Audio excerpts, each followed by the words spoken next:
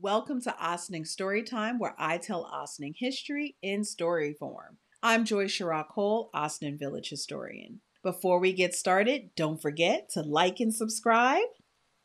If you love Ossining history, a good story, or just want to hang out for a few minutes, our first story is entitled The Rocks. Grab your tea and your popcorn and let's get into this story. If you're not familiar with Ossining, New York, just stick around this channel and you'll get to know her. She is home of the infamous Sing Sing prison, jazz great Sonny Sharrock, location of the epic film by Spike Lee, Black Klansman, and childhood home of Peter Falk, who played that quirky detective Columbo. I love that show. So I had the best childhood memories here, going outside every day until the streetlights came on. But I hated those streetlights. They were like the end of an epic adventure daily. Ugh. Anyway, let's get into the story. Let me set the scene for you. It's like the mid-'80s when Terry headbands and off-the-shoulder shirts, Michael Jackson jackets with the tassels on it, and Skippy sneakers were in. Kids played outside from breakfast to dinner, and as long as you stayed in your neighborhood, you could just about roam the streets all day and you had plenty to do. My family lived on Hamilton Avenue, 10 Hamilton to be exact, in a big brown house. And the backyard was just as big. If you walk back far enough on our property, it led you down what I called the magical path. And this magical path led you into a pile of debris that we called the Rocks. The Rocks was situated on a cliff that led down to Hunter Street. Yes, if you went down, you were just tumbling down to Hunter Street. There were multiple access points to these rocks.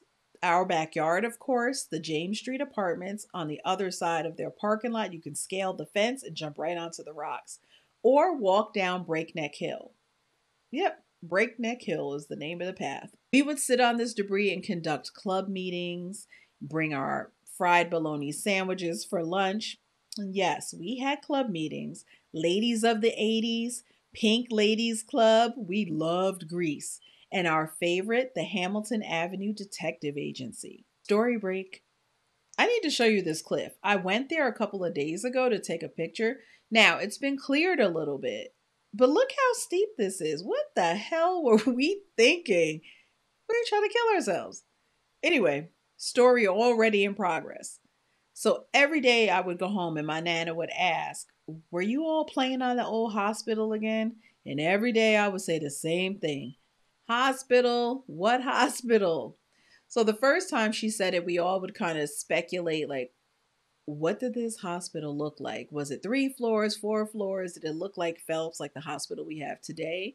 Or was Nana just pulling our chain? From that moment, we would always look for some evidence of medical equipment or a hospital bed, but we never found anything.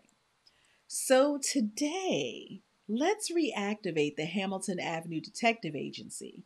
I'm going to dig into the archives, read the history of the Ossining Hospital, and we're going to see if the rocks were in that location. Was Nana right?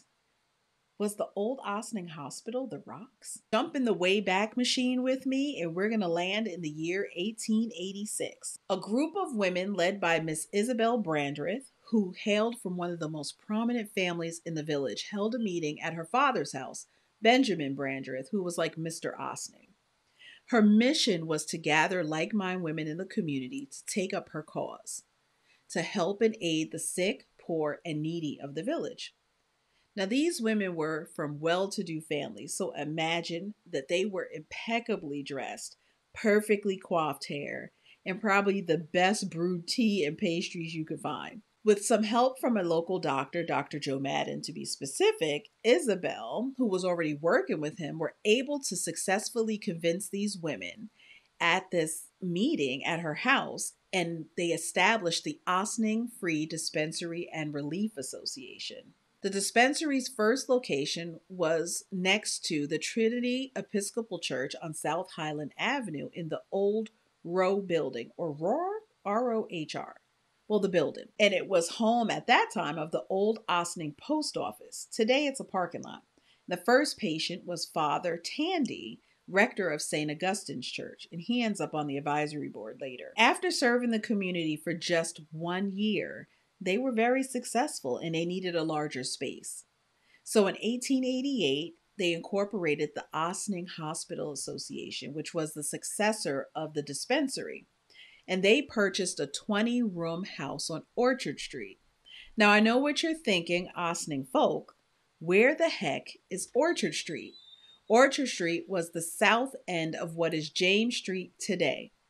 So, the new home of the Ossining Hospital was on Orchard Street, which was the base of James Street today. The outfitting of this new hospital was a community affair.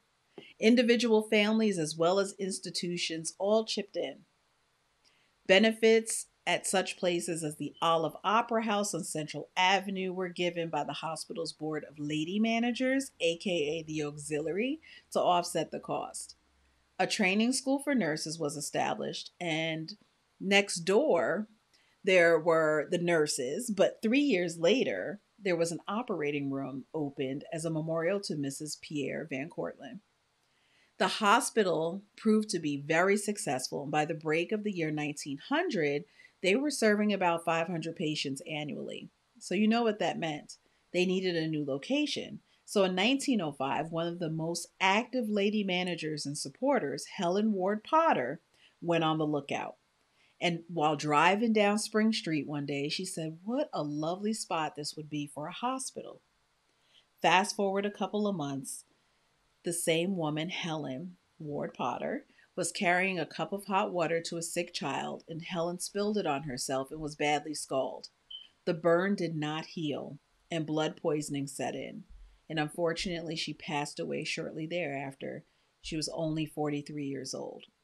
But the entire community mourned her death.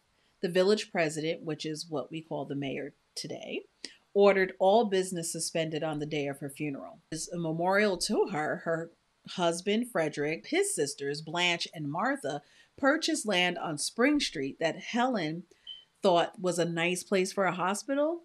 And they actually bought the land and built a hospital and gifted it to our community. The land today is the location of the Star of Bethlehem Baptist Church on Spring Street.